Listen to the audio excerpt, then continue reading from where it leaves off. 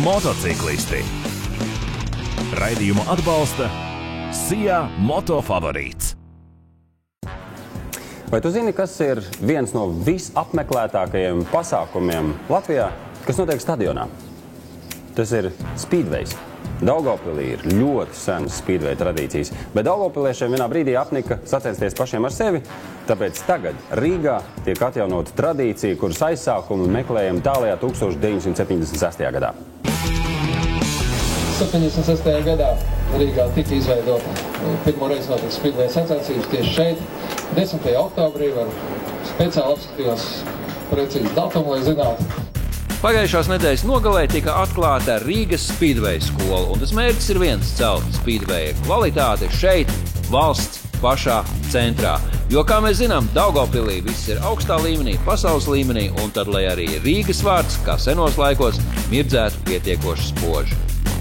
Protams, ka ir vajadzīgi, jo viens Daugavpils arī konkurēt pret pārējām Polijas komandām ir ļoti grūti.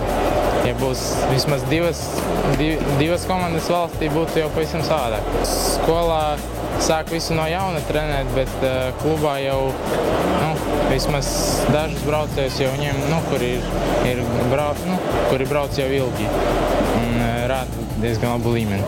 Braucējs arī jau bija dažas sacensības motokrosā, bet tomēr man galvenais ir speedways, un ja man sakrīt speedways un motokros, tad es braucu speedway. Tas ir liels plus, ka tu brauc gan tur, gan tur. Speedwayā Polijas līga, kur ne visās, bet kur man ļaus un laidīs braukt, tur braukšu. Motokrosā vēl Latvijas čempionāts un superkaus. Skola duras šodien ver vaļā, un uz doto brīdi paldies partneriem CSDD, ka viņi atjaunoja mūsu treku un deva to iespēju varbūt atvērties tai skolai. Un nāks tie mazie pušeļi, varbūt nestaigās te riņķi, un būs nodarbība viņiem kaut kāda. Varbūt, kā izvērtīsies, ne visi paliek tur pa zvaigznēm, pa lieliem sportistiem.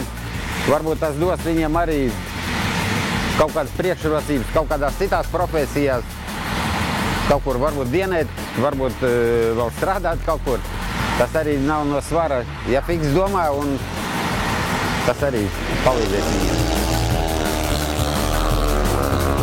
Это анонсы, что в стране один трек и один клуб. Мы входим там в 8 сильнейших команд мира с одним треком. Это непонятно, как вообще получилось, хотя около 30 видов стран культивируют спидвей активно. То, что мы имеем в Даугавпилсе 3-4 гонщика неплохого уровня европейского, это даже где-то везение, что ли, да? Чтобы одного таланта найти, нужно просеять 100 человек, как минимум. И в Даугавпилсе нет возможности. И просто без открытия новых треков, без развития, наш спидвей придет в упадок. Pirmām kārtām stadions ir atjaunots tāpēc, lai šeit varētu trenēties jaunieši, trenēties jau pieredzējušāki sportisti, trenēties Rīgas speedway komandu, lai speedways Rīgā attīstītos, ilgtermiņā attīstītos. Un tas, ka šeit paralēli var notikt sacensības, tas, ka agrāk jau ir bijušas būvētas tribīnes un ir labi apstākļi arī augsta līmeņa sacensību norisei, manuprāt, tas ir ļoti labi. Jo tieši jau šīs sacensības, šis krāšņais azartiskais skats ir tas, kas piesaist jauniešus, piesaist trenēties speedwayā. Jāsaka, ka pēdējo gadu laikā biķernieku sporta kompleksā šādi papildus rūpes mums ir saradušies ļoti daudz, jo mēs patiešām attīstam visus tos sporta veidus, kuros mums ir partneri, kuros ir entuziasti, kas ir gatavi strādāt. Tā ir gan autošosejas braukšana, vēsturiskā braukšana, motošoseja, speedways, arī motobols kādu brīdi ļoti aktīvi darbojās. Tā kā mēs esam gatavi sadarboties ar aktīviem, enerģiskiem cilvēkiem. Un katrs tās darbs, protams, sagādā rūpestus, bet mēs par tiem tikai priecājamies. Kad pirmais treniņš? Pirmais treniņš faktiski bija šodien. Un turpmāk pēc grafika, jo šodien tiek arī noslēgts līgums ar biedrību Speedway Grand Prix Latviju un Motosporta federāciju par šīs skolas darbību. Tā kā tālāk jau mūsu durvis viņiem ir atvērts.